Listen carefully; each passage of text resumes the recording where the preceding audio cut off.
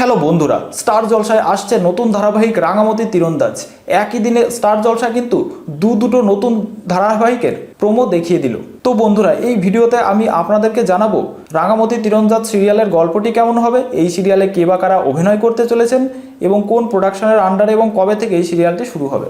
প্রথমে কথা বলবো এই সিরিয়ালের গল্পটি সম্পর্কে। এই সিরিয়াল কিন্তু এক প্রত্যন্ত গ্রামের আদিবাসী মেয়ে রাঙামতিকে ঘিরে এগিয়ে যায়। তার দুবেলা দুমুঠো খাবার জোটে না, তাই জীবিকা অর্জন করতে তীর ধনুক হাতে নেয়। শুধু খাবার সংগ্রহ করাই নয়, আত্মরক্ষার জন্যও ও কিন্তু তীর ধনুকের সাহায্য নেয়। আর আস্তে আস্তে তীর ধনুকই কিন্তু তার প্রিয় সঙ্গী হয়ে ওঠে। আর এও পরবর্তীকালে জানতে পারে যে তীরন্দাজ হয়ে জীবনে অনেক সাফল্য অর্জন করা যেতে পারে। তাই সে একটা বড় প্ল্যান করে আর প্ল্যান অনুযায়ী শহরে চলে আসে। প্রথম দিকে একা একাই পথ চলা শুরু করে, কিন্তু নানান বাধা বিপত্তির সম্মুখীন হয়। এরপর আত্মপ্রকাশ করে আমাদের গল্পের হিরো। এই নায়ক এসে কিন্তু নায়িকার হাতে হাত রাখে, ফলে তার মনোবল আরও বেড়ে যায়।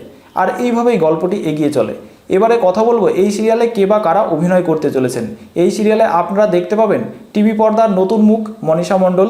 এর আগে কিন্তু তিনি বিভিন্ন সংস্থার হয়ে মডেলিং করেছেন, তবে টিভি সিরিয়ালে কিন্তু এটা তার প্রথম কাজ। আপনাদের কাছে এই নতুন নায়িকা মনীষার অভিনয় কেমন লেগেছে তা কিন্তু অবশ্যই কমেন্ট করে জানাবেন।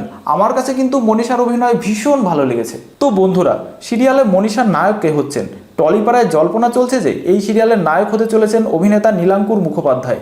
সম্প্রতি তাকে কালার্স বাংলার রামকৃষ্ণা সিরিয়ালের মুখ্য চরিত্রে অভিনয় করতে দেখা গিয়েছিল।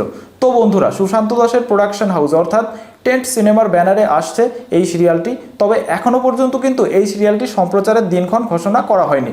তবে ধারণা করা যাচ্ছে যে খুব শীঘ্রই স্টার জলসায় আসছে রাঙামতি তীরন্দাজ সিরিয়াল। আপনারা স্টার জলসার পর্দায় রাঙামতি তীরন্দাজ সিরিয়ালটি দেখতে কতটা উৎসুক তা অবশ্যই কমেন্ট করে জানান। এতক্ষণ সাথে থাকার জন্য অসংখ্য ধন্যবাদ।